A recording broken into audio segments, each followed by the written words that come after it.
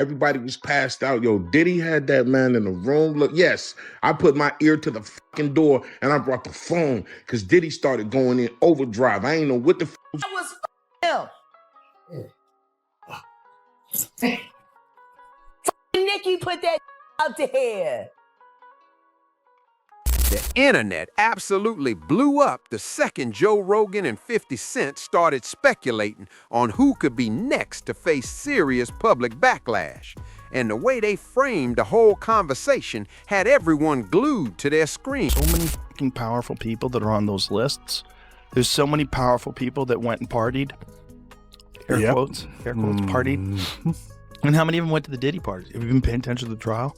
Together, they painted a picture of an industry in rapid flux where old power structures are trembling and people who once felt untouchable are suddenly on edge. The line that really shook everyone came when 50 hinted that some names out there could be even worse than Diddy, not because of one single incident, but due to years of whispers, unchecked behavior, and deep-rooted influence. That single statement lit up timelines everywhere, because when 50 speaks like that, people listen. This wasn't about tossing out random accusations, it was about a cultural shift. Rogan highlighted how information spreads today, how clips resurface, how old stories get dissected, and how staying silent no longer shields anyone. 50 doubled down, saying the industry is full of people who got comfortable thinking the past would stay buried. The energy felt less like an attack and more like a warning shot. Fans immediately picked up on that tone. It wasn't messy by accident, it was calculated. The message was crystal clear. Accountability is coming. Questions like, were their decisions colored by certain things, and who got the benefit of the doubt, in that courtroom? Do you think that hip-hop culture was on trial as much as Sean Combs was? Look, if I didn't say anything, you would interpret it as the hip-hop is fine with his behaviors. There's no one else being vocal. So you would look at it and just say, because that mind your business, or let me not say nothing about nothing, or those things, it would allow the entire culture to register as if they're for that. What made this moment hit so hard was how vague yet loaded it felt.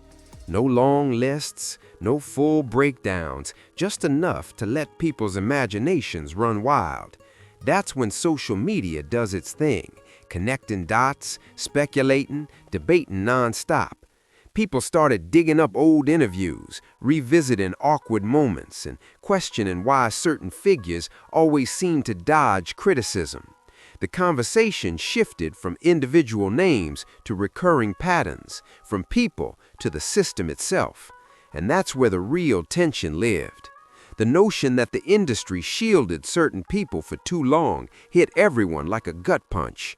This wasn't just another viral podcast clip. It felt like a cultural checkpoint.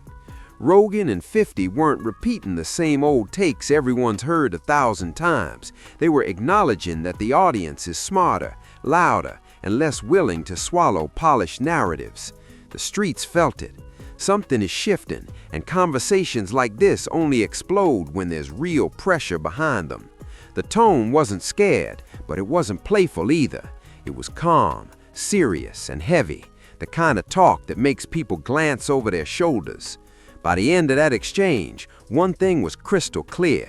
The industry isn't as comfortable as it once was.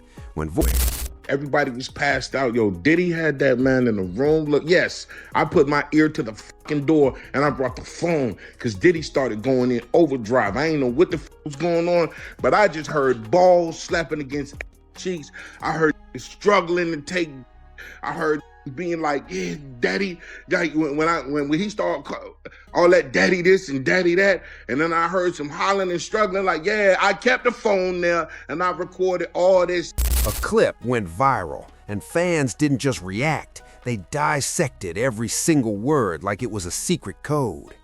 Rogan's calm, measured delivery, combined with 50's blunt, no-nonsense confidence, made the exchange feel deliberate, like they were saying just enough to spark awareness without crossing any lines. That balance made it clear this wasn't random chatter. It was calculated, informed. 50 spoke like someone who's seen people rise, fall, and hide behind influence for years. He didn't sound shocked by what's happening now. He sounded ready. And that's exactly what made listeners uneasy. When someone talks like the storm has already been mapped, it changes the entire vibe. In his mansion in Miami, and Homeland Security rushes in. While you're there. While I'm there, Dolo. You're there by yourself. Yeah. With the, you know, he has some employees there. And Yeah. stuff. Yeah. So suddenly there's red dots all over your shirt. Yeah. I'm like, damn. This... The internet grabbed those comments and ran with them. Not recklessly, but with intense curiosity. Fans weren't just shouting names, they were asking real questions. Why do certain figures always seem untouchable? Why do some stories vanish while others dominate the headlines? Why do some careers survive scandals that would ruin anyone else? Rogan highlighted how power and narrative control operate, and 50 docked it up, saying money and influence can delay consequences, but they don't erase them. That line hit hard. Delay is not the same as escape.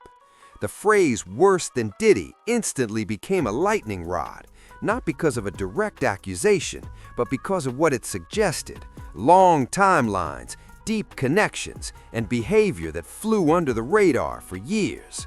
Fans understood that the comparison wasn't about ranking drama or crimes, it was about scale and protection.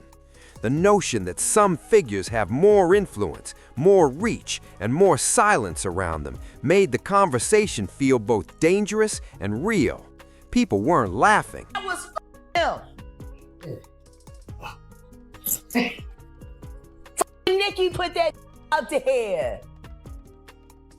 That Nikki recorded that at the freak off in the Calabasas. She been waiting to drop that shit on Meek. Oh, man. She just wasn't going to tell nobody it was Diddy. But now that Diddy out there, why not? Rogan also pointed out how public trust has shifted. Audiences don't just consume content anymore. They dig into it, question it, remix it, challenge it. That change makes it harder than ever for anyone to hide behind a reputation alone. 50 nodded along, saying the very platforms that can build someone up can just as quickly tear them down overnight. That's not fear-mongering, it's observation. And it explains why certain celebrities suddenly feel tense, guarded, and silent. Silence used to protect you, now it raises suspicion. What really stoked the fire was how both men framed this moment as inevitable. Not dramatic, not explosive, just inevitable, like gravity. When pressure builds long enough, something has to give. That idea scared people more than any single name ever could. It signals that this isn't about one scandal, it's about a wave, and waves don't stop just because one person steps aside. By the time the clip finished circulating, the culture wasn't asking if something was coming anymore, it was asking when. That's the power of a conversation done right. No yelling, no chaos, just the truth, spoken their interviews because they don't want to get blacklisted by Oprah. Who wants to be on the wrong side of Oprah in Hollywood? Who wants to be on the wrong side of Tyler Perry in Hollywood? Who wants to be on the wrong side of Steve Harvey in Hollywood? As the days went by, the conversation only got louder, and the streets started feeling like this was more than just entertainment. It came across like a warning wrapped in real talk. People began connecting the dots between recent industry shakeups, resurfaced stories, and the sudden quiet of certain high-profile figures. The timing didn't feel random. Rogan and 50's comments landed right when the culture was already uneasy, suspicious, and watching closely. That's why the impact hit so hard. They didn't create paranoia, they confirmed it. Fans noticed how 50 spoke with calm confidence, not hype. He wasn't laughing, he wasn't excited. He sounded like someone who's seen cycles repeat and knows how this movie usually ends.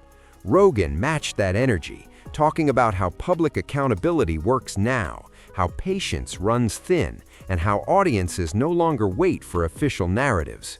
That blend of street wisdom and long-form thinking made the conversation feel grounded. It wasn't reckless, it was reflective, and reflection hits harder than rumor ever could. What also stood out was how both men avoided specifics while still sounding certain. That's not accidental, it's awareness without exposure, observation without accusation. The streets get that language. When someone says less but means more, people lean in, and that's exactly what happened. Podcasts, reaction videos, and comment sections filled up fast, not with screaming, but with debate, not with insults, but with theories. The culture was processing in real time. There was also a shift in how people talked about celebrity power. Instead of worship, there was scrutiny. Instead of blind loyalty, there were questions. Rogan pointed out that audiences are tired of double standards, and 50 backed that up, highlighting how regular people face consequences fast, while the powerful move slowly. That imbalance is what's shaking things up right now. People aren't asking for perfection, they're asking for honesty, and that demand doesn't care how famous or untouchable someone is. The most striking part of this conversation was how calm it felt. No urgency, no shock value, just two men pointing out a reality that's already in motion. That calmness made it feel inevitable. When chaos is coming, it's loud. When consequences arrive, they're quiet. And that was the energy of this discussion. Quiet, steady, heavy. By now, the message had sunk in. The culture is rewriting its rules. Silence no longer protects, influence doesn't shield, and history never stays buried forever. Whether people liked it or not, the wave was forming. Rogan and 50 didn't create it, they just said it out loud. At the core, this moment wasn't about fear, it was about awareness. Neither Rogan nor 50 claimed to be judges, investigators, or executioners. They spoke as observers who've seen patterns repeat enough to recognize the shifts. The industry is at a crossroads, and the rules that once protected power are breaking down. That's not chaos, that's evolution, and evolution always makes people uneasy. The reaction proved just how hungry audiences are for real conversations. People aren't satisfied with surface-level explanations anymore. They want transparency, accountability, and honesty even when it's uncomfortable. The phrase "worse than Diddy" stuck because it represented excess protection and unchecked influence, not because it called out specifics. That symbolism hit harder than any list ever could. It reminded people to focus on systems, not just faces. What made this moment historic is that it didn't rely on shock tactics. No yelling, no direct accusations, just two voices acknowledging a shift that's already underway. That's why the clip stayed relevant long after it dropped. It wasn't entertainment, it was context. And context changes how people see everything that follows. Every interview, every headline, every silence. The culture now moves through a different lens. Fans don't just cheer, they analyze. They don't just consume, they question. And they don't forget as easily as they once did. That's the real takeaway. The audience now has power, and they're using it. Rogan and 50 simply voiced what many were already thinking. As the industry evolves, moments like this will become more common. Conversations will sharpen, silence will grow louder, and accountability will no longer be